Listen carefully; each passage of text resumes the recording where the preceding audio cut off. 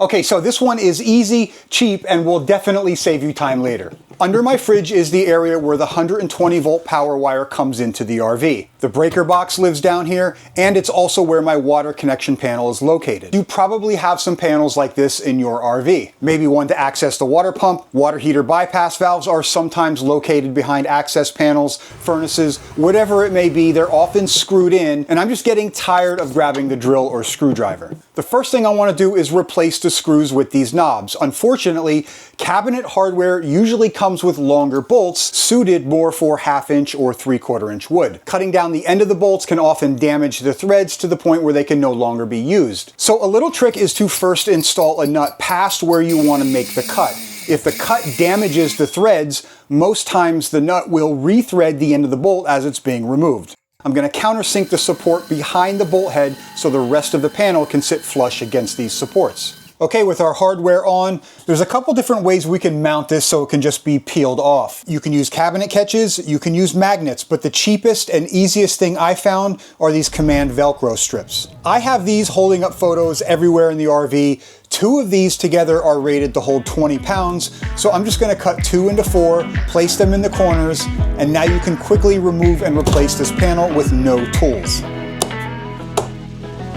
Today I'm going to show you a couple uncommon RV mods. Some of you may even call these a little strange, but they can save time and frustration later and hopefully make your camping experience a little more enjoyable. I had no plans to ever release a video on these modifications, but many of you have been noticing and asking about them, so I figured why not just make a quick video. When RVs are built, holes are cut in the floor to run ducting, plumbing lines, and wiring under and across the RV. In some cases, all these holes are not always sealed up after assembly. It's just a reality in the industry. These are prime targets for critters, insects, rodents, not to mention you lose cool air in the summer and your hot air in the winter. To find these areas, look under your sinks, shower pans, around your water pump, by your converter or breaker box, where exterior outlets or hoses enter the rig, anywhere you'd find plumbing or wiring. Clean the area and apply an expanding foam. There's a few options and colors, some expand more than others, but here's the kicker. Once you start using these, you have about 30 days to use it up,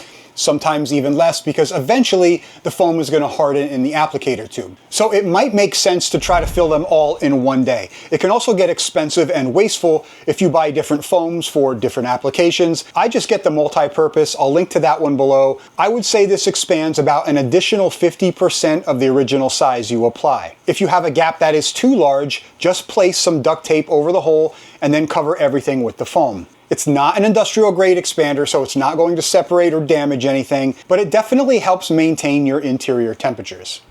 Whether you have a travel trailer, a fifth wheel, a motorhome, whatever it may be, you have landing gear that either stabilizes and or levels the RV. I have RV snap pads on my landing gear, but that's not what I want to show you. These are great. They protect your landing gear and your parking pad or driveway from damage. Because they're rubber, they grip better on loose ground, and they add surface contact and stability. But landing gear are still subject to rust. This is what our stabilizer foot looked like after being lowered onto stone one time. They were already scratched enough to start rusting, and we know how easily rust spreads. Even areas that aren't protected by snap pads can rust, for example, where the post is welded to the foot. So something I did early on was coat everything with a rust preventative called Pour 15. This is a 3-stage process, so after scuffing the stabilizer pads, you clean the area with their degreaser, then you apply their metal prep, and last you paint on the rust preventative. This stuff goes on thick, and you can put it right over bare metal. Now the paintbrush they give you sucks. You can see some bristles came off and stuck in the paint,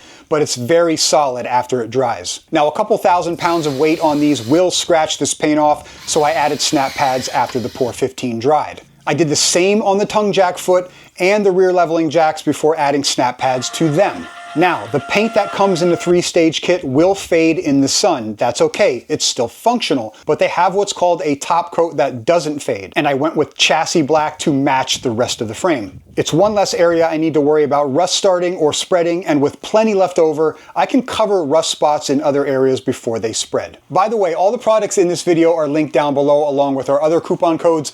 Please use those guys. They're there to save you money on the things that you're buying for your RV. I've seen a lot of questions in the online owners groups about how to silence or even just soften the noise from your water pump. Personally, I don't mind hearing the water pump. It's a built-in leak detector, right? So if you're sitting around and nobody's using water and you hear the pump cycling on and off, the system is losing pressure and the water pump is activating to replace that pressure. It's actually a nice feature to have, so you can find a leak before it gets worse.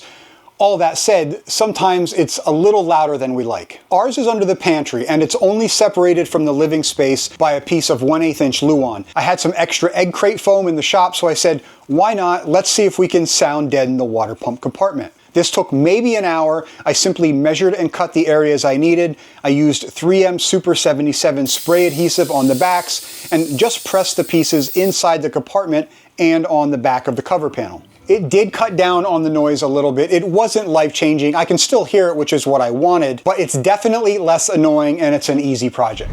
Many of you have also asked how I removed the vinyl stickers on the exterior and, more importantly, how long it took. It is time intensive. It took me about 7 hours to do, and I'm not even done yet, and I'll explain that in a minute. Unfortunately, I don't have a top secret process to remove them quickly, but there are a couple things that I can share to make it a little bit easier. First, you'll want to do this as soon as you can. The older vinyl gets, the more brittle vinyl and the adhesive become, which makes the removal difficult and time consuming. I did this about 4 months after bringing the RV home. Second, you'll want to do this on a hot and sunny day. High temps and direct sunlight keep the vinyl and adhesive soft and pliable so it peels off without ripping. Third, in addition to the weather, warm the sticker edges with a heat gun on low heat to get them started. Once you get them started, take it nice and slow. And last, you may see some adhesive left where you first started to peel the sticker off.